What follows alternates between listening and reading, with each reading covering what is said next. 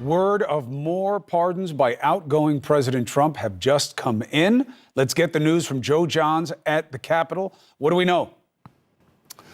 Well, we're just getting information from the White House about the pardons. And I can tell you this, according to the White House, the president granted pardons to 73 individuals, commuted the sentences of another 70. So that's what, 143 acts of clemency by the president in the last hours of his administration. And just run down through some of the names. We've already told you about Steve Bannon, that love-hate relationship he's had with the former senior advisor who was charged with defrauding people who were sending money in to help build President Trump's border wall. He obviously has gotten a pardon. Here are some other names.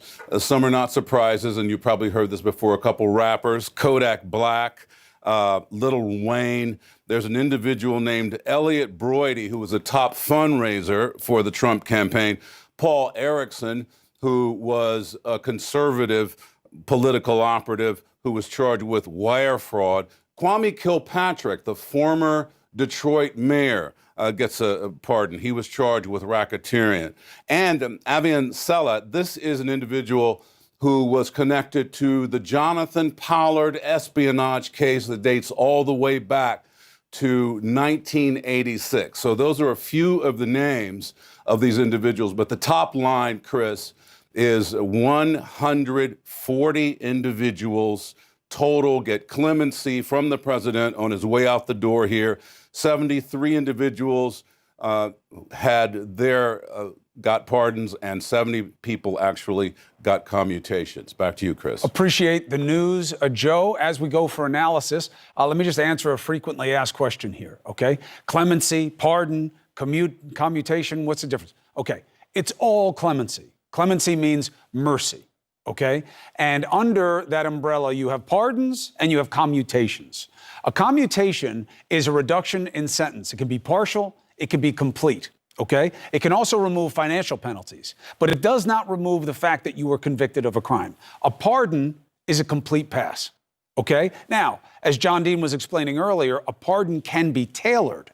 It can be a complete pass, but only within a certain category. For instance, he was reminding us of General Flynn and that pardon, which was done as a pardon only with specific inference to the Mueller investigation. What does that mean?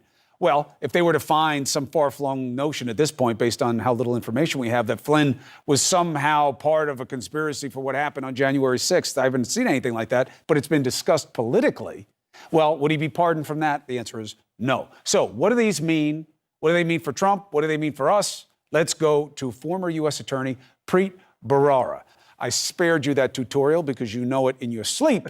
But what do you make of these 73 pardons, 70 commuted sentences? So I haven't seen the whole list.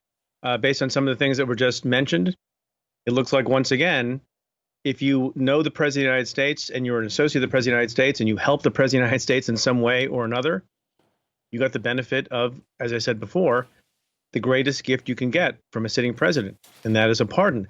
I also note, just I've been looking on the internet myself, and with respect to the pardon of Steve Bannon, there's some write-up with respect to each of these pardons. It appears that one of the sentences that comes in connection with the pardon of Steve Bannon is, Mr. Bannon has been an important leader in the conservative movement and is known for his political acumen. What that has to do with the conferral of a pardon or a commutation on someone makes no sense to me at all. Makes all the sense to you, Preet, because the only reason that Trump would want to do this is because he may need Bannon going forward. So his political acumen, which I think is suspect, and his role of being able to mooch off any kind of cleavage of the conservatives, that's exactly why he'd be giving him the pardon. They were just frankly honest in that. Yeah, look, Trump for a long time has said out loud what most people keep to themselves when they're engaging in corruption or criminal activity. But the other thing, some of these pardons are going to be futile. Like with respect to Steve Bannon, who has not been convicted, whose charges are pending, the statute of limitations has not run. The nature of the crime, it's a straightforward fraud. It's wire fraud under the federal statute. Any one of a number of local jurisdictions, any one of a number of district attorneys can take the file or do their own investigation and probably charge Steve Bannon for the same conduct in short order. That's an interesting take. And now we look at what isn't on the list, or who isn't on the list. No Rudy Giuliani. No Julian Assange, who had been rumored to be in consideration. No Donald John Trump. No Trump children or son-in-law. Notable? I think so, just because there's been so much speculation about it. And I, ventured into the arena of prognostication and suggested that he probably would go for it. And look, we still have a few hours left. There is still some argument that he wants to mess with the storyline of tomorrow's coverage of all of you at CNN and other networks and bust into the coverage of the inauguration of Joe Biden. And maybe some of those more controversial pardons will come tomorrow at the last minute. But I've always assumed that President Trump has no shame, doesn't care about how things look, and wants maximum protection for himself and his hide and his family. And those pardons would issue, but maybe I'm wrong about that. Well, I mean, so far he hasn't done it. And I guess he could do it at some time before the inauguration. But I think this was supposed to be their big final dump on this information. We'll see. But here's what we know right now. Preet, thank you very much for walking us through this and what stands out to you. Appreciate you, Preet Bharara. All right, let's talk more about this. Who's there, who isn't there? Norm Eisen, John Dean. John, we were just talking about this before. Norm, thank you for joining us.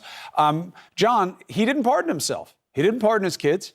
He didn't pardon his son-in-law. Why not? Not yet. First of all, you've got to put a caveat that he doesn't have to announce a pardon.